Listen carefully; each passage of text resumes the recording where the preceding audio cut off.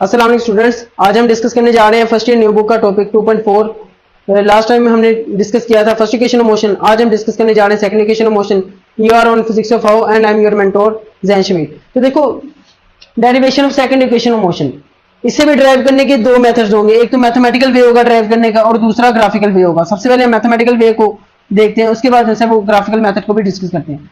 तो मैंने तुम लोगों को लास्ट लेक्चर में भी ये बताया था कि जब भी इक्वेशंस ऑफ मोशंस को तुम लोगों ने ड्राइव करना है या एक्सप्लेन करना है तो उससे पहले कुछ अजम्पशंस हैं, वो अजम्पशंस मेंशन करना बहुत क्रिटिकल है, बहुत इंपॉर्टेंट है।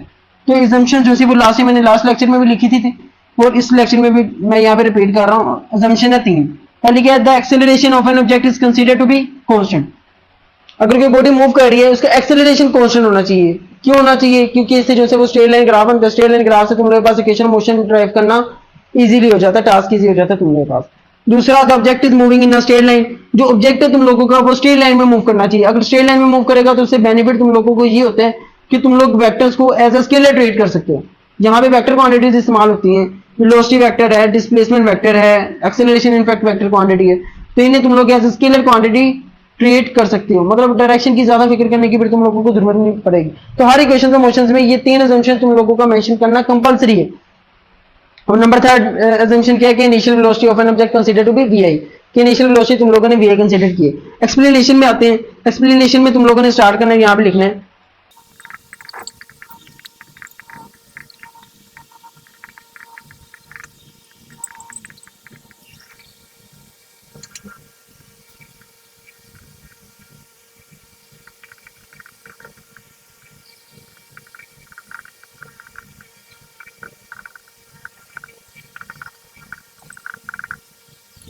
अच्छा देखो बच्चों, एक्सप्लेनेशन में तुम लोगों ने लिखना है इफ द एक्सेलरेशन, मतलब अजम्पशन, पहली assumption the acceleration consider to be constant, object is moving in a straight line और initial velocity of an object taken to be V I, ये इनिशियल वेलोसिटी। तो एक्सप्लेनेशन में start यहां से होगा। अगर बॉडी का एक्सेलरेशन कांस्टेंट है, मतलब बॉडी कांस्टेंट एक्सेलरेशन के साथ मूव कर रही है, मैंने लास्ट लेक्चर में एक्सप्लेन किया था कांस्टेंट एक्सेलरेशन का क्या मतलब है। यहां पे मैं ब्रीफली बताता हूं। लेट्स सपोज एक बॉडी है, वो कांस्टेंट एक्सेलरेशन 2 मीटर पर सेकंड की स्केयर के साथ मूव कर रही है। इसका मतलब है हर सेकंड में बॉडी की वेलोसिटी 2 मीटर पर सेकंड इंक्रीज कर रही है, चेंज आ रहा है। हर सेकंड में बॉडी की वेलोसिटी में 2 मीटर पर सेकंड चेंज आ रहा है। अगर इनिशियल 10 थी, एक सेकंड बाद 12 हो जाएगी, अगले एक सेकंड बाद 14, अगले एक सेकंड बाद 16।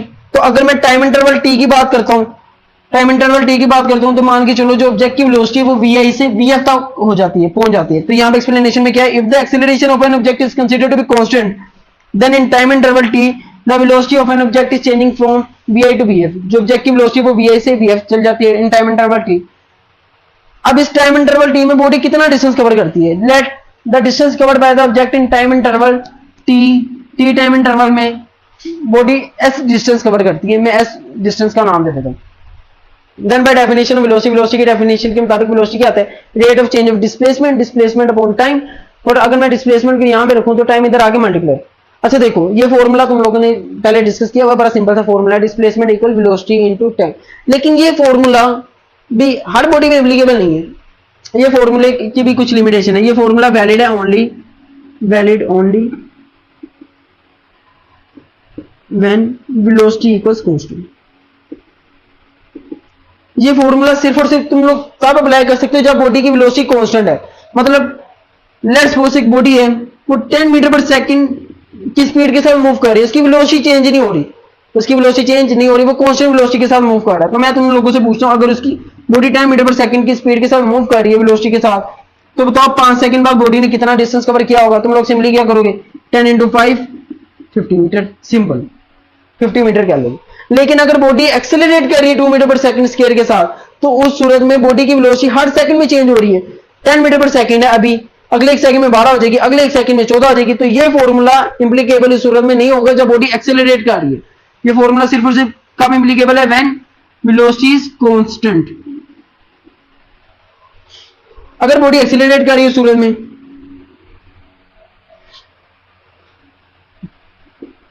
ये फॉर्मूला तो कांस्टेंट के लिए वैलिड है। अगर वेलोसिटी कांस्टेंट नहीं है, इफ द वेलोसिटी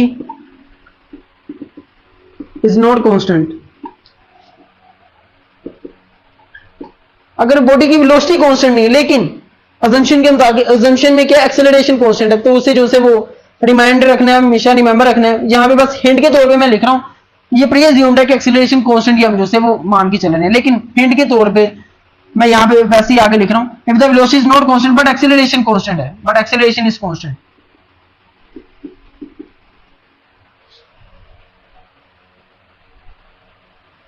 देन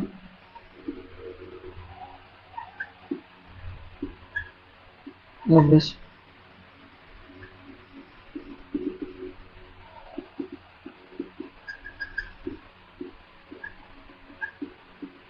तो मैं फिर सिंपल वेलोसिटी की जगह एवरेज वेलोसिटी इस्तेमाल करूंगा। If the velocity is not constant, अगर बॉडी की वेलोसिटी कांस्टेंट नहीं है बट एक्सेलरेशन इज कांस्टेंट, तो उस सूरत में क्या करूंगा, then we can use average velocity instead of simple velocity. तो कांस्टेंट वेलोसिटी की बजाय मैं एवरेज वेलोसिटी यहां पे इस्तेमाल करूंगा। Displacement will be equal to,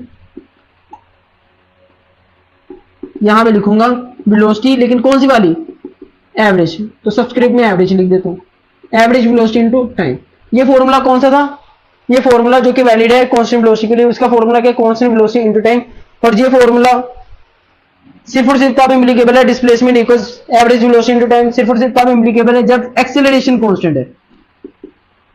अगर एक्सेलरेशन भी कांस्टेंट नहीं है तो तब ये भी फॉर्मूला फिर फेल है। हाँ, एक यूनिवर्सल फॉर्मूला होता है जिसमें तुम लोग हर इंस्टेंट पे वेलोसिटी फाइंड आउट करते हो, फिर इन सबको सम कर लेते हो या इंटीग्रेट कर लेते हो, तो वो एक यूनिवर्सल वे है। लेकिन ये कुछ सिचुएशंस के लिए जब वेलोसिटी कांस्टेंट है तो यहाँ पे कांस्टेंट वेलोसिटी आएगी, जब वेलोसिटी कांस्टेंट नहीं है बट एक्सेलरेशन इज कांस्टेंट, तो उस सूरत में तुम लोग एवरेज वेलोसिटी का फॉर्मूला इस्तेमाल कर सकते हो।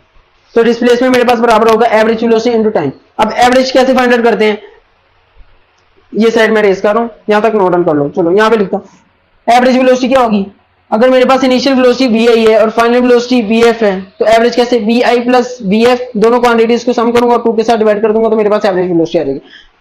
इसे नोट डाउन कर लो, फिर जो से वो मैं रेस करके नेक्स्ट नोट डाउन करवाता हूं। ठीक है बच्चों,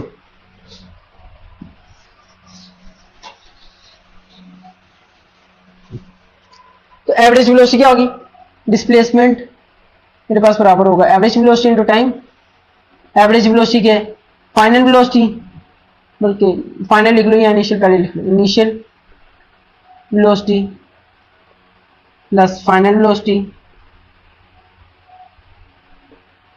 डिवाइडेड बाय 2, ये मेरे पास एवरेज वेलोसिटी आ जाएगी, मल्टीप्लाई बाय टाइम, टाइम के साथ मैं मल्टीप्लाई कर दूंगा।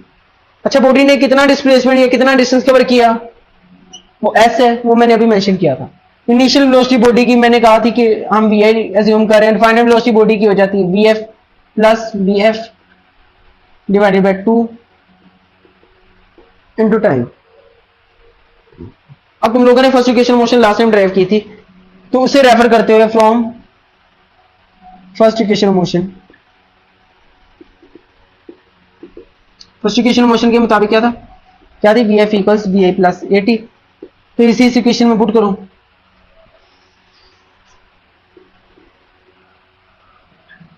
vf की वैल्यू इक्वेशन 1 में पुट करो, पुटिंग इन 1।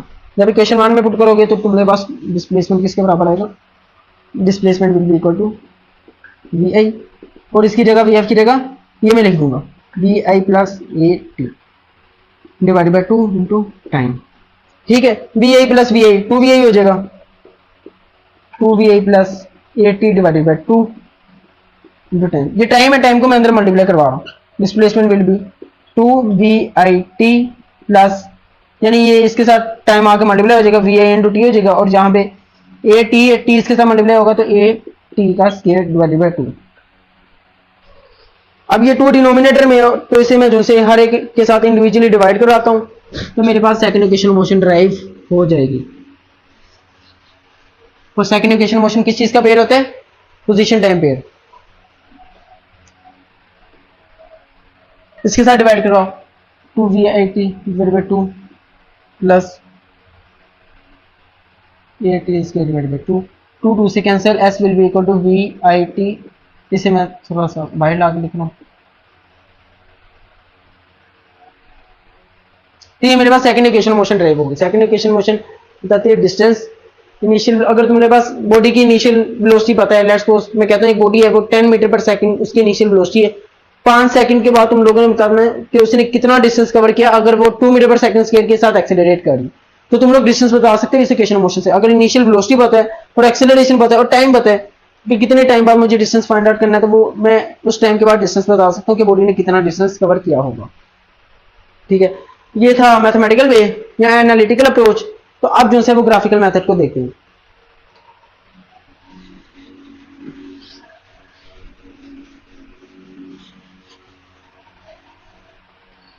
ग्राफिकल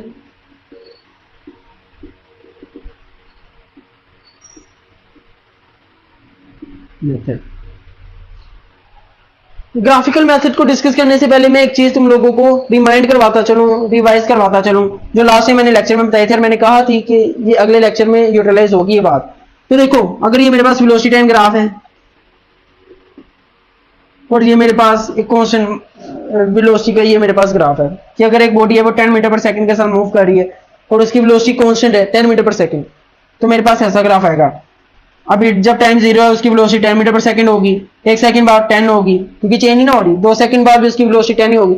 तो यहाँ पे जब सारे पॉइंट्स मेरे पास आएंगे, उन सारे पॉइंट्स को मिलाऊंगा तो मेरे पास हॉरिजॉन्टल स्ट्रेट लाइन बनेगी। अगर मैं इस वेलोसिटी टाइम ग्राफ का, ये मेरे पास वेलोसिटी टाइम ग्राफ है, इसके अंडर का एरिया फाइंड आउट करूं कि इस ग्राफ के अंदर कितना एरिया आ रहा है, अगर मैं वो फाइंड आउट करूं तो वो मेरे पास किसके बराबर आएगा, देखते हैं। Area under graph. अब ये मेरे पास किस टाइप की फिगर बन रही है, मेरे पास एक रेक्टेंगल बन रही है। रेक्टेंगल का एरिया कैसे फाइंड आउट करते हैं, लेंथ को विड्थ के साथ मल्टीप्लाई कर दो, इस लेंथ को इस विड्थ के साथ मल्टीप्लाई कर दो तो मेरे पास क्या आ जाएगा, रेक्टेंगल का एरिया। रेक्टेंगल का ऐसे, अगर मुझे ट्रायंगल का एरिया फाइंड आउट करना हो तो उसका फॉर्मूला क्या होगा, ये मेरे पास रेक्टेंगल है, वैसे मैं डिस्कस कर रहा हूँ, ये मेरे पास रेक्टेंगल है, रेक्टेंगल का एरिया क्या होता है, लेंथ इनटू विड्थ। अगर मैं इस रेक्टेंगल को एक डायगोनल पास करके स्प्लिट कर दूं, मतलब ये डायगोनल मैंने पास किया और स्प्लिट कर दिया, तो ये मेरे पास जो हाफ फिगर होगी वो एक ट्रायंगल होगी। इस ट्रायंगल का एरिया क्या होगा, क्योंकि रेक्टेंगल का एरिया था लेंथ को विड्थ के साथ, लेंथ इनटू विड्थ। अब ये हाफ हो गया तो इसका फॉर्मूला होगा एरिया का 1/2 लेंथ इनटू विड्थ। जो पहले वाला एरिया था उसका हाफ, लेंथ इनटू विड्थ उसका हाफ। ठीक है, रेक्टेंगल का इस तरीके से। बहरहाल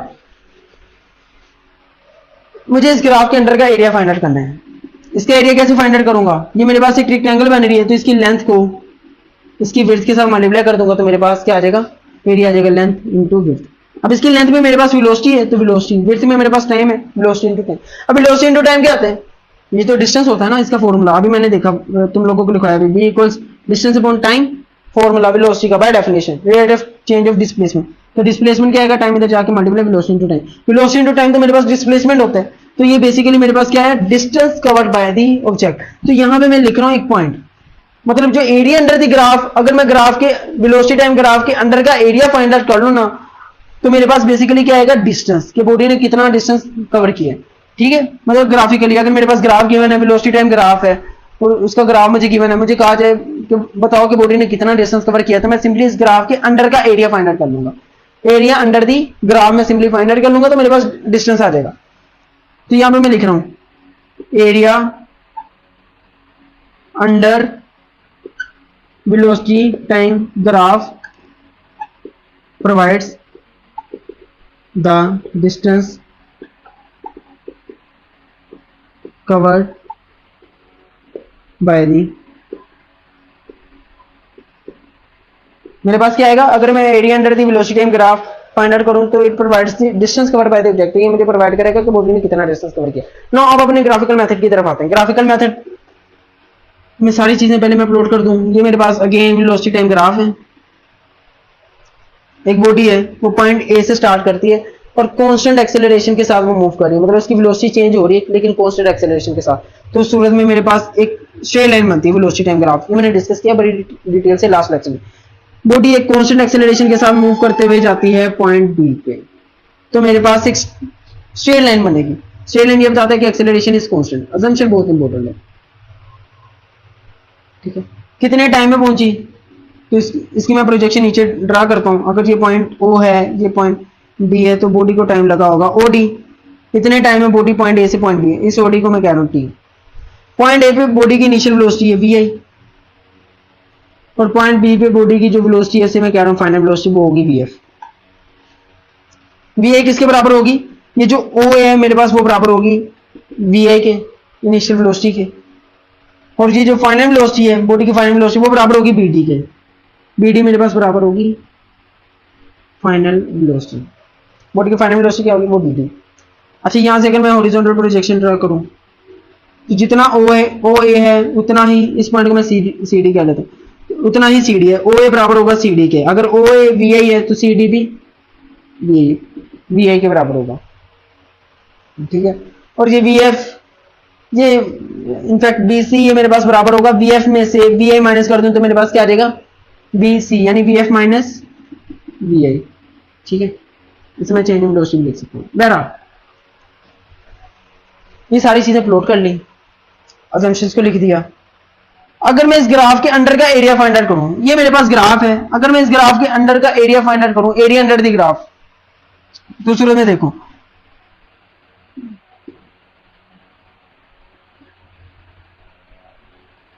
बल्कि स्टार्ट करते हैं यहां से।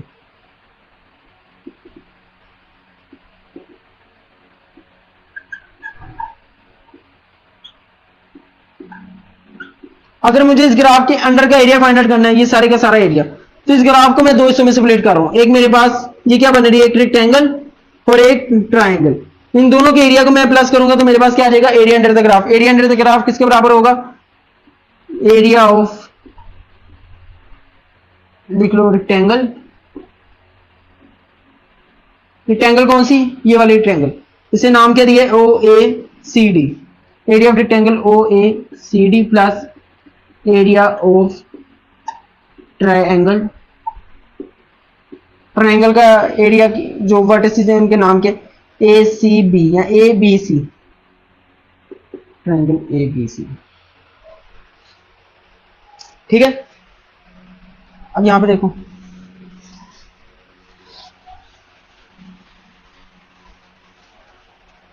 एरिया अंडर द ग्राफ, यहां पे फॉर्मूला लिख लो। एरिया ऑफ रेक्टेंगल किसके बराबर होता है, इसका एरिया लेंथ इंटू विड्थ, और एरिया ऑफ ट्रायंगल किसके बराबर होता है, 1/2 लेंथ इंटू विड्थ। मतलब सिंपली अगर मैं रेक्टेंगल को हाफ कर दूं तो मेरे पास रेक्टेंगल, तो उसका एरिया भी क्या हो जाता है, हाफ हो जाता है, 1/2 लेंथ इंटू विड्थ। तो अब ये मेरे पास रेक्टेंगल है ओ ए सी, मतलब ओ ए सी डी, तो इसकी इस लेंथ को इस विड्थ के साथ मल्टीप्लाई करवाऊंगा तो मेरे पास क्या आ जाएगा, एरिया ऑफ रेक्टेंगल। तो वैसे समझो ना, यहां पे मैं लिख रहा हूं, ये मेरे पास रेक्टेंगल है ओ ए सी डी, इस लेंथ को इस विड्थ के साथ मल्टीप्लाई कराऊंगा तो मेरे पास एरिया ऑफ रेक्टेंगल आ जाएगा।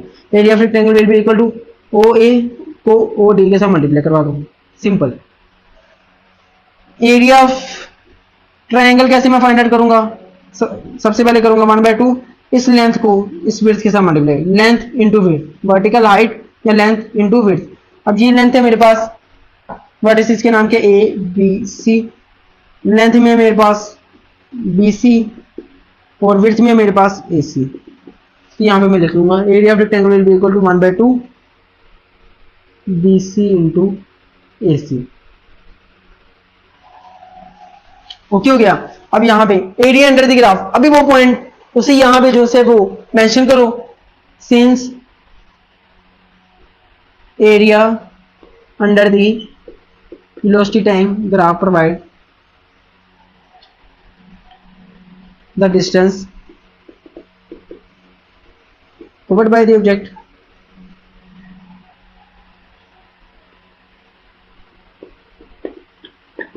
so area under the graph किसके बराबर हो जाएगा, डिस्टेंस। बल्कि डिस्टेंस मेरे पास इनिशियली क्या अज्यूम किया हुआ था, डिस्टेंस कितने, एस है डिस्टेंस। अच्छा ओ ए मेरे पास किसके बराबर है, ओ ए मेरे पास है फाइनल वेलोसिटी, बल्कि यहां पे सारी चीजें ना फिर मेंशन कर लो।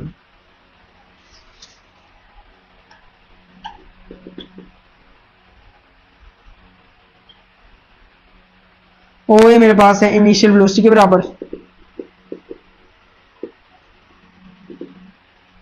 ओडी मेरे पास किसके बराबर है, टाइम के। ओडी और एसी मेरे पास बराबर है ना, जितनी लेंथ ही है उतनी लेंथ ही है। ओडी मेरे पास एसी के बराबर है और एसी मेरे पास बराबर है टाइम टी।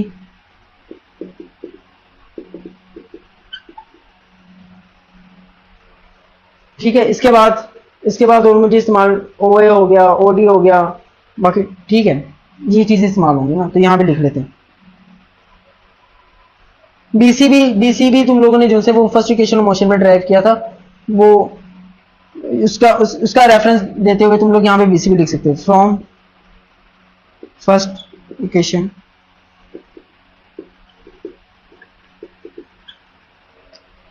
बीसी मेरे पास किसके बराबर है, ए इंटू टी, है ना। तुम लोगों ने क्या की थी, ये लाइन थी, लाइन में ये बी सी, मतलब मैं थोड़ा सा रिमाइंड करवाऊं तो इस लाइन की स्लोप फाइंड आउट की थी। स्लोप कैसे, राइज अपॉन रन, राइज है बीसी और रन में है AC, BC upon AC, AC तो मेरे पास अभी मैंने लिखा ना, एसी मेरे पास टाइम के बराबर है, तो एसी की जगह तुम लोगों ने लिख दिया था टाइम, और स्लोप और वेलोसिटी टाइम ग्राफ वो एक्सेलरेशन के बराबर होता है, तो बीसी मेरे पास बराबर होगा ए इंटू टी। वैसे भी यहाँ पे भी देखो तो बीसी अभी मैंने लिखा कि फाइनल वेलोसिटी में से इनिशियल वेलोसिटी माइनस करो तो वो बीसी आएगा, change in velocity, change in velocity मेरे पास एक्सेलरेशन इनटू टाइम ही के बराबर होता है। एक्सेलरेशन क्या आता है, rate of change of velocity, तो change of velocity will be equal to A into T, तो यहाँ पे ए इंटू टी सिंपली लिख सकते हो। तो बीसी मेरे पास किसके बराबर होगा, ए इंटू टी। नाउ